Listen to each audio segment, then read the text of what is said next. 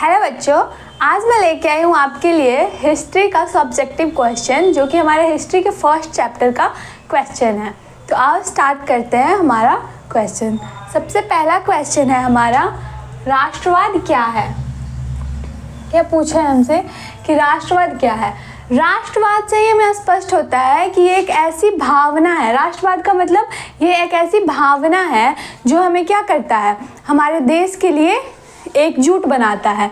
यानी कि जब हमारे देश पे कोई खतरा आएगा या कुछ भी आएगा तो हम ये थोड़ी देखते हैं कि हमारी जाति क्या है, धर्म क्या है, हम कहाँ रह रहे हैं, समुदाय मतलब हम कहाँ रह रहे हैं, हम बिहारी हैं, पंजाबी है, गुजराती है, कुछ भी मैटर नहीं करता है। जब हमारे देश के लिए बात आती है तो हम अपना जाति, धर्म, समुदाय कुछ नहीं देखते हैं, एकजुट होकर के उसके लिए लड़ते हैं या कुछ भी करते हैं, अपने देश के लिए क्या करते हैं, देश की रक्षा करते हैं।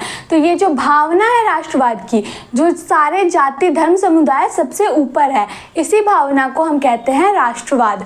तो आज देखते हैं, राष्ट्रवाद एक ऐसी विचारधारा है जो किसी निश्चित भूभाग के तहत, निश्चित भूभाग जैसे एक कंट्री है तो वहीं के लोग, अब देखो हमारा इंडिया है तो अब इंडिया के लोग ही तो इंडिया के लिए लड़ेंगे, है ना। तो वो निश्चित भूभाग के तहत रहने वाले विभिन्न जाति, धर्म, समुदाय इत्यादि लोग जब राष्ट्र के प्रति एकजुट होते हैं, ऐसी भावना को हम क्या कहते हैं, राष्ट्रवाद कहते हैं। ये जो भावना है वो क्या है, इन सबसे ऊपर है, जाति, धर्म, समुदाय सबसे ऊपर की जो भावना है इसको हम कहते हैं राष्ट्रवाद।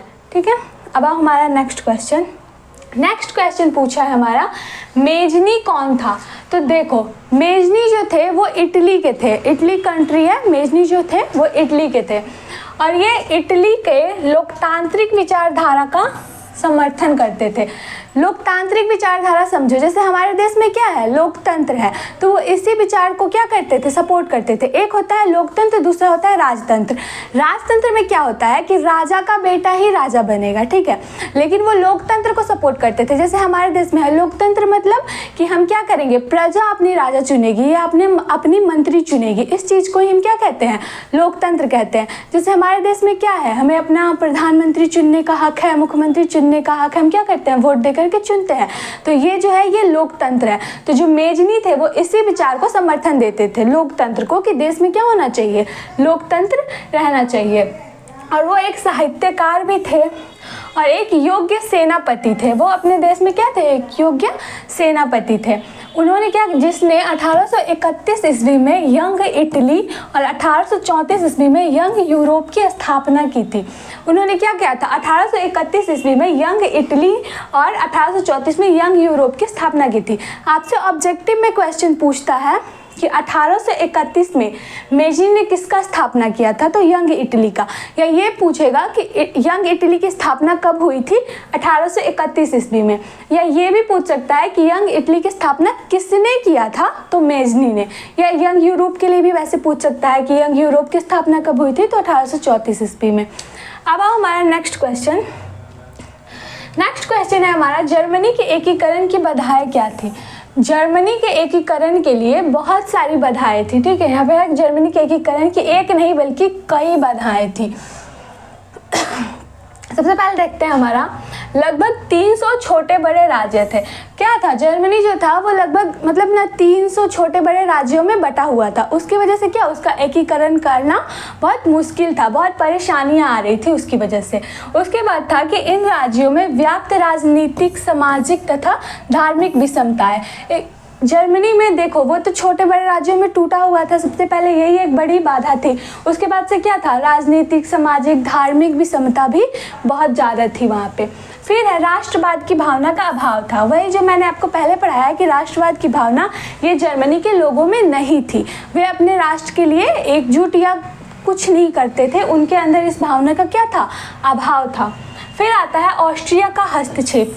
ऑस्ट्रिया जो था वो चाह रहा था कि जर्मनी का एकीकरण ना हो, क्योंकि ऑस्ट्रिया जो था वो जर्मनी के बहुत सारे क्षेत्रों पे अपना कब्जा करना चाहता था। वो चाहता था कि उस क्षेत्र को वो अपने ऑस्ट्रिया में ले ले। इसके वजह से ये भी एक क्या था, उसका बाधा ही था। फिर था मेटरनी की प्रतिक्रियावादी नीति, ठीक है। अब हमारा नेक्स्ट क्वेश्चन है, 1848 के फ्रांसीसी क्रांति के कारण क्या थे। ये क्वेश्चन ऑब्जेक्टिव में भी पूछता है कि फ्रांसीसी क्रांति कब हुई थी, तो 1848 में।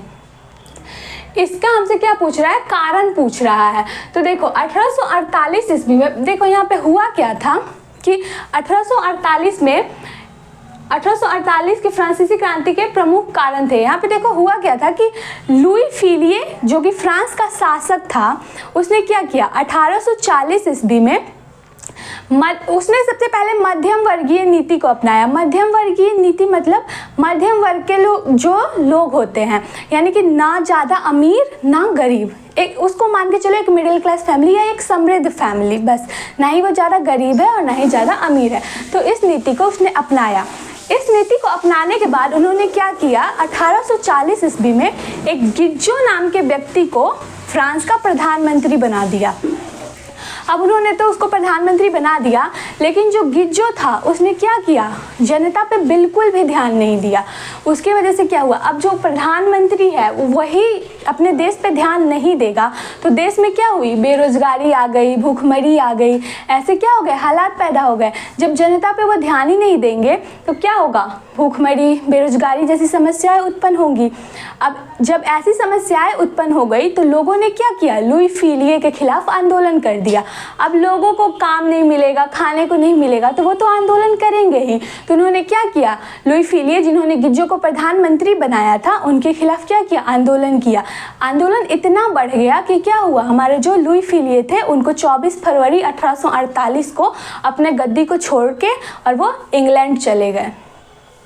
तो इसको मैंने लैंग्वेज में लिखा है कि 1848 ईस्वी के फ्रांसीसी क्रांति के प्रमुख कारण, जब लुई फिलिये फ्रांस का शासक बना तब इसने क्या किया, स्वमिर्म मध्यवर्गीय नीति का प्रतिपादन करते हुए 1840 में गिज्जो को प्रधानमंत्री बनाया। ठीक है, जिसने क्या किया, फ्रांस की जनता पर बिल्कुल ध्यान नहीं दिया, जिसके वजह से क्या हुआ, फ्रांस में बेरोजगारी, भूखमरी जैसे हालात उत्पन्न हो गए।